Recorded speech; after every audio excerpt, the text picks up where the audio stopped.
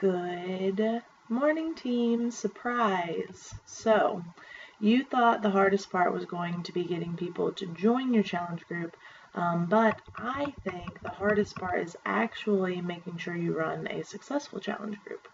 Remember, these people are the ones in your group are the ones who are your advocates for future clients and will hopefully be some of your future coaches.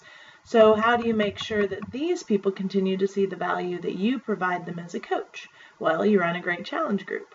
So make it fun and make it exciting. Make it something that people want to do, as much as they can enjoy a new workout routine, right? So you can find challenge group post guides in the Team Next Level file section to help you get started, but remember to make each post your own. The more personality and identity that you give your posts, the better quality your responses will be. So let's cover a few kind of basic questions. How long should the group be? Well, this is really up to you. I personally am finding more success with 30-day challenge groups that I then extend if people are still participating. So I've had a group start as a 30-day group and continue into a 60-day group, and it's about to launch into a whole nother 60-day round. But I've also had a 21-day group for 21-day fix that only lasted 21 days. So one thing I do, I think, that helps me out is I have a challenge group graduate group for people who've finished a challenge group and still want accountability and motivation. It's a good way to keep tabs on your existing customers as well. So a second question a lot of people have is, do I have to focus on one program? And again, this is completely up to you. I know some people have had a ton of success focusing on one program and sticking with it. Personally, I like to keep my challenge groups pretty inclusive, meaning anyone doing any sort of Beachbody program is welcome to join. I've done a few PiYo and 21-day fix hybrid groups, as well as like a T25 based group, but had people doing about 5 different programs in it. So I think I personally like inclusive to kind of help keep my volume up, right, and not exclude any potential customers whenever they are ready to join. So what might some challenge group themes be, right? Well, I've seen a couple of cute ones here because it's winter with the idea of like a more bootyful Christmas, right, and kind of centered around Brazilian butt lift or PiYo. A refresh after the holidays is a pretty good challenge group to be running right now with the 3-day refresh or ultimate reset. You can think of a ton of different themes. I like the summer bodies are made in winter or some themes like that, but keep it fun, keep it light, but the more you can kind of draw in the time of year that it is or anything like that, the better it is for people to, easier it is for people to relate. So some general ideas that I've used is a Shake It Off group, and that is just centered around Shakeology. So they can do whatever program they want, but the actual core of that challenge group is just Shakeology based. There's also kind of a Whittle Your Middle where you can do that with any program, and some things that are a little bit more generalized. Ask your fellow coaches because there are some very good ideas running around in our heads that we haven't even thought of yet. And then, do challengers have to buy Shakeology? This is, again, kind of up to you. I do everything that I absolutely can to try and make sure that my challengers buy Shakeology, because I know what an amazing difference it's made for me, right? It's not because I want them to have the Shakeology Home Direct. It's because I truly believe that they will see better results if they're drinking Shakeology because it will help them with their eating habits, and we all know that nutrition is 80% of the battle. But if someone just really, really, really refuses, but really wants to try one of the workout programs, I'll generally kind of tell them something along the lines of, I'll make an exception for you to join us in the challenge group. And I hope that other people posting about Shakeology can kind of help convince them by the end of the challenge. But I'm not going to keep them out of the challenge just because they won't drink it, personally. I also do a lot of point systems in my challenge groups, meaning that I award different points for different behaviors. So if you post a Shakeology picture, you might get 1 point. So people not drinking Shakeology are a little bit behind in some of these point systems as well, but it again doesn't keep them out of the challenge. The last kind of basic question a lot of people have is how to schedule posts. There are a lot of different apps out there to let you schedule posts. I have a couple of favorites, but I know that a lot of people use different things, and that now the actual page manager app that is native to Facebook allows you to schedule your posts as well. So some of the others are Buffer, or Klout with a K, K-L-O-U-T, or Hootsuite. That also works. And there's a new one I just saw a video for. I think it's named Edgar, but I'm not positive about what it's about yet. But always be on the lookout, right? Because as technology advances, as apps get fancier and kind of more commonplace, I think you'll see more and more of these as businesses are trying to utilize Facebook more.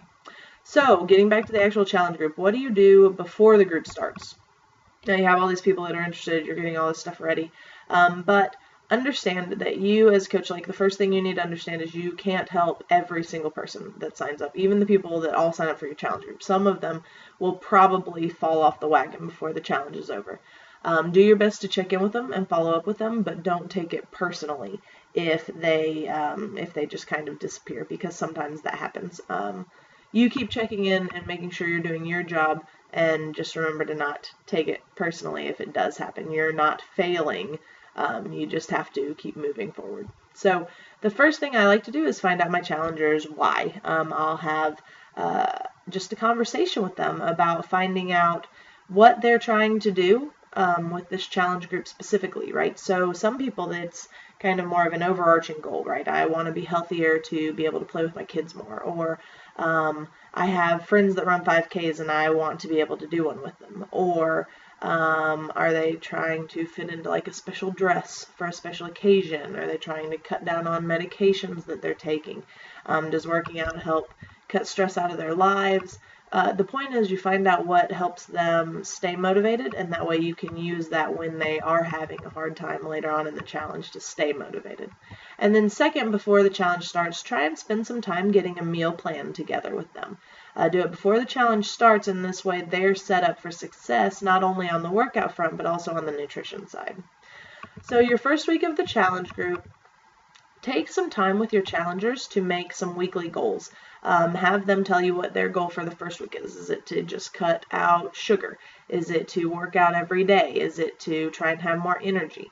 And then once you've established this first short-term goal, go on to create 30-day, 60-day, and even 90-day goals, depending on how long your challenge group is. Make the goals into kind of smaller goal chunks, and it helps people see them as more able to be accomplished. And then second, find some way to reward them. If you're using a point system, it's easy, but try and reward your challengers for taking before pictures. Even if they don't want to show them to you now, even if they don't ever show them to anyone, have them take them, because we're our harshest critics, right? We cannot see the changes every day when we're looking in the mirror, but when you're taking measurements, when you're taking pictures, that's where in 3 weeks, in 6 weeks, they're really going to start to see the results, and that's what keeps people going. Third, you must post every single day. When I'm running a challenge group, I like to post once in the morning, generally right around the same time, about, just kind of something motivational, inspirational. How are you all doing today? What are your plans? That sort of thing. And then I come in at least once a day throughout the course of the day and add value to people's posts, right? Don't just like their posts. It's easy and quick to kind of do that, but make sure that you're actually engaging with your challengers, because it helps them feel, that you really care about what they have going on. And when someone's actually engaging with your post, you're likely to keep posting. Whereas when someone just keeps liking it, it's easier to go, oh, well, it's not that important. And the fourth thing is make sure that your challengers realize they need to post every day. So make a daily check-in part of your point system or something like that. So ask them to check in on a 1 to 5 scale, meaning 1 would be that they, did the worst they've done in food, nutrition, and they didn't work out. Whereas 5 would be just absolutely, I ate clean, I watched sugars, I drank my water, I did everything. And then also do a yes, no for a Shakeology, or at least that's how I do it. That way, it's easy for people to check in.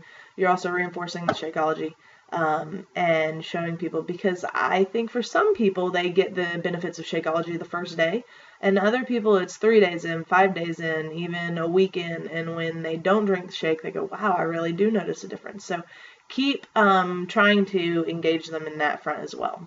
Now, after that first week, what do you do to kind of help continue the challenge? What do you do when people disappear? So once a week, I try and send a personal message if they haven't checked in that week.